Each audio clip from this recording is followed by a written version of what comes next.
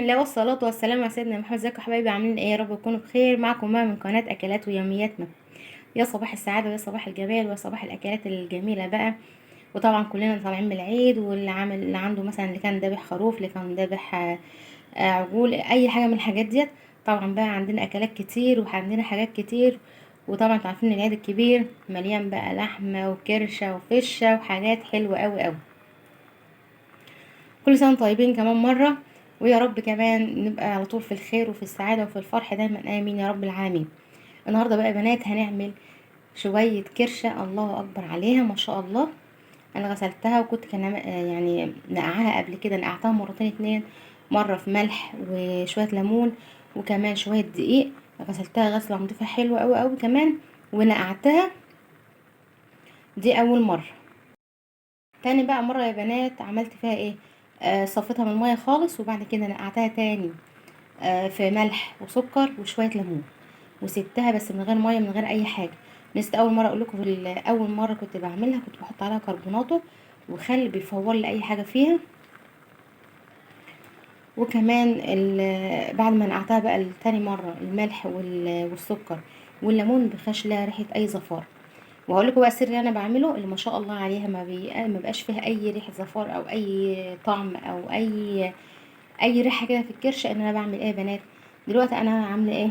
مولعه النار اهوت، حطها على البوتاجاز. هي مفيش اي حاجه عليها، لا بصله ولا ملح ولا فلفل ولا اي حاجه.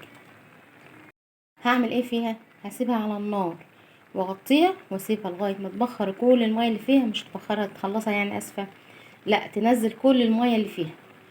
اول ميه بتبقى نازله من الكرشه دي يا بنات بتبقى نازله فيها الزفاره وفيها كل اي روايح فيها مش عاجباكي. هنعمل ايه في الميه ديت؟ هنسيبها نغطيها خالص لغايه ما تحس ان كل الميه اللي فيها نزلت. هناخد الميه دي نصفيها نرميها، ونبدا نشتغل بقى على نظافه ببصله بشويه طماطم باي خضار انت عايزاه او باي طريقه انت تحبيها. انا هعملها النهارده عاديه خالص بالصلصه، زي ما كانت امي الله يشفيها ويخليها يعني كانت بتعملها لنا. هي دي الطريقه اللي اتعلمتها واللي انا تربيت عليها. ما كانش يبقى لها اي ريحه، وبقى طعمها ما شاء الله وريحتها جايبه تاني بلد. هنخلي الميه لغايه ما تنزل كل الميه بتاعتها، هي بدأ حتى تنزل الميه بتاعتها اللي انتم شايفين، وارميها كلها وارجع احطها على النار تاني ونشوف هنعمل ايه مع بعض.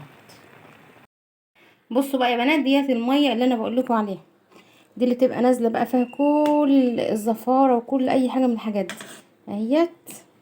يعني شوف بقى عامله ازاي، لونها عامل ازاي. دي كلها هنصفيها دلوقتي في الحوض، وبعد كده هنرجع نشوف هنعمل ايه مع بعض. طبعا انا هصفيها مع نفسي يعني في الحوض، لان انا بصور بايد واحده عشان بس اعرف اتملك منها. هصفيها وهنرجع نشوف بقى هنعمل لها البصلايه والطماطم وكل حاجه. كده بقى يا بنات خلاص الميه مفيش ميه خالص اهيت، انا صفيتها كلها. هنحط بس شويه سمنه صغيرين كده. طبعا هي حتى لو فيها دهون او فيها اي حاجه هتنزل في قلب الميه دي.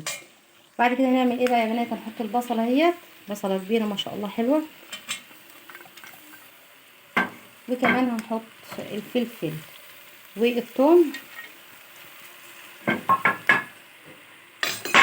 والبهارات زي ما انتم متعودين معايا.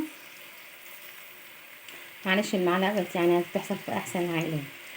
دي بقى معلقه سكر، يعني مش كبيره قوي، صغيره علشان تسرع لك السوا. بس دي معلقه كبيره قوي كزبره ناشفه، كمون، فلفل اسمر، بس ما بحطش اكتر من كده.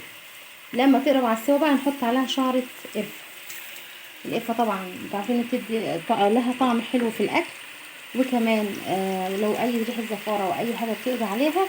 وكمان مفيده جدا يعني بتخفض نسبه السكر في الدم، فهي مفيده في كل الاحوال. كل بقى هنحط كل الحاجات دي او هنشوح كل المكونات دي مع بعض مع الكرشه مع كله. وبعد كده هنوطي عليها خالص ونسيبها تتشوح حلو مع البصل، وننزل عليها بالطماطم تتسبك وبس كده خلاص. هنسيبها تتسبك ونزودها بقى شويه بشويه، هتشوفوا يعني مع بعض. ما تمشوش بقى هنا ولا هنا واستنوني. بصوا بقى يا بنات كده خلاص ما شاء الله اتشوحت كده مع بعضها وخدت لون كده وجميله ما شاء الله، والريحه بسم الله ما شاء الله يعني جميله جدا. هنزل بقى عليها بالايه؟ الطماطم. طبعا طماطم نفس الفريزر في الفريزر، يعني بننجز في الوقت. وطبعا هسيبها وساعة مجرد ما الطماطم تفك معايا وتتسبك اقوم مزودها بميه مغليه وخلاص على كده، واسيبها بقى تستوي مع نفسها. خلاص بقى كده يا بنات، انا عملت الطماطم اتسبكت وكل حاجه وزودتها ميه مغليه. هسيبها بقى لغايه ما تستوي كده مع نفسها ونرجع نغرفها مع بعض. هعمل جنبها شويه رز مدسوس او رز ابيض وخلاص على حسب يعني ما هعمل. كده بقى يا بنات غسلت الرز وهعمل صينيه رز كده معمر. غسلت الرز. احنا طبعا بنقوم معايرين الصينيه بتبقى نصها بالظبط او عقلتين اتنين بس كده من الصباع، يعني مثلا تبقي فراغ قد كده. وبعد كده تغسلي الرز وتحطيه وتحط عليه طبعا حته قشطه كده حلوه ومعلقه سمنه بقى وشويه زيت وشويه ملح. هندعك بقى كل الحاجات دي كده مع بعض.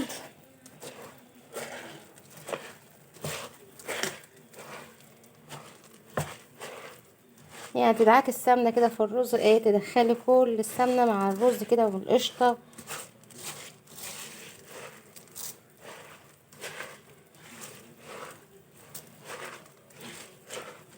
زي ما انتوا بقى شايفين صينيه الرز بقى، او مثلا تعملي شويه رز ابيض. هي الشعريه بتبقى حلوه كده مع الرز المسوس او الرز الابيض. كده خلاص بقى انا دعكت كل الرز اهوت زي ما انتوا شايفين. كل السمنه وكل القشطه دخلت في قلب الرز. هنزود بقى اللبن يا بنات. ده كنت عامله لبن بقري ما شاء الله بقشطته برضه اهوت.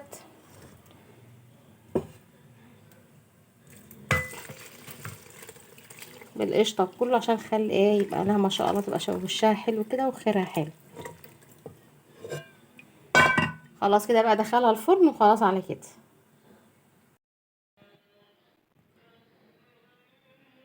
كده خلاص بقى يا حبايبي الكرشه خلصت وما شاء الله ريحتها وطعمها فظيعه. استوت خالص وبقت جميله. طبعا على قبل ما تستوي بحاجه بسيطه تحط لها الملح عشان تغلي كام غلوه كده تاخد يعني حدقها مع بعض ويبقى طعمها حلو. ما شاء الله اظن شكلها اهيت.